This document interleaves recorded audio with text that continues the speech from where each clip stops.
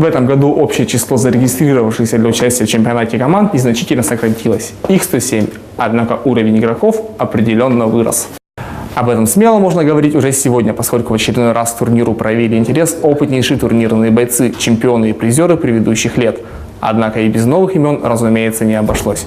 Стоит отдельно отметить игры в женском дивизионе, в котором наряду с общепризнанными звездами также выступят восходящие таланты женского зауральского футбола. И как показывает практика, именно в этих играх труднее всего заранее угадать имя победителя, поскольку в любой момент волна эмоций может взять верх над мастерством и годами упорных тренировок, что в свою очередь может привести как к грандиозному триумфу, так и к грандиозному провалу. Перед началом соревнований организаторы и специалисты в один голос предостерегают от преждевременных попыток короновать новых чемпионов в каждой возрастной группе, поскольку уровень команд заметно вырос, и дерзкие новички готовы пододвинуть с пьедестала признанных фаворитов.